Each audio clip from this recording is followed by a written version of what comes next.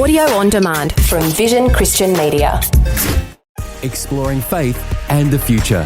Neil Johnson and Bible teacher Dr. Kameel Majdali.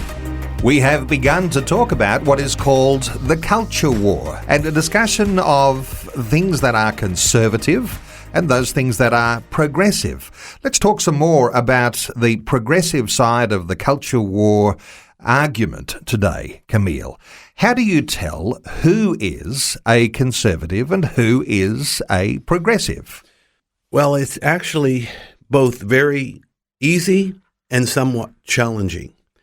And that is because progressivism is not actually a brand new idea. It's not even a 50-year-old idea. It spans even into the 19th century. Apparently, the great American hero, Abraham Lincoln, the man that won the Civil War, preserved the Union, set the slaves free, was actually a progressive or a proto-progressive because basically he believed in big government and believed in preserving the Union at all costs. And the costs were very high. 650,000 American lives were lost in the Civil War. Also, Theodore Roosevelt, a Republican president, was progressivist, as was his successor, Woodrow Wilson, who was a Democrat. So where do you find them? In Australia, you will find the progressives, of course, in the Greens Party, solidly in the Australian Labor Party, and a fair few in the Australian Liberal Party. So party affiliation automatically may or may not mean that you're progressive. If you're in the left-wing parties, for sure. But if you're in the center to right parties, it isn't interesting how many are that way. I would say that Malcolm Turnbull solidly fit the progressive label, as do others.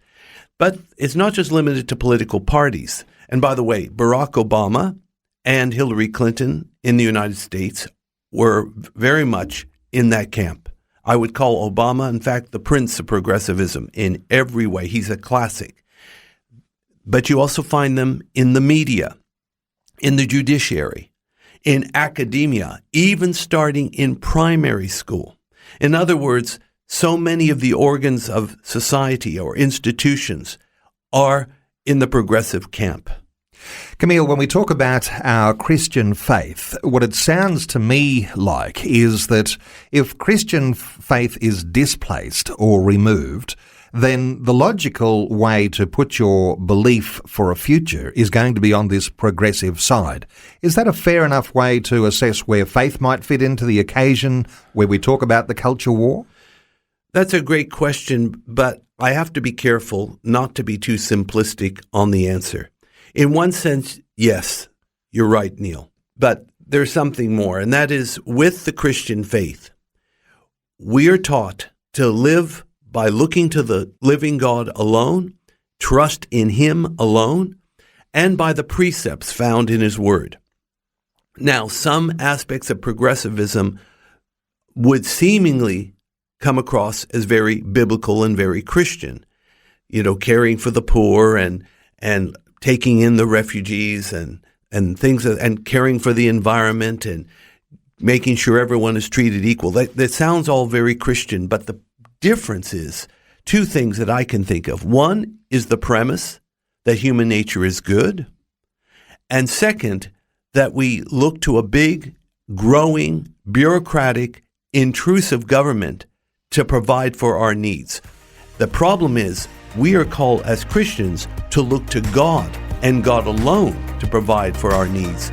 After all, that is why we call Him Lord.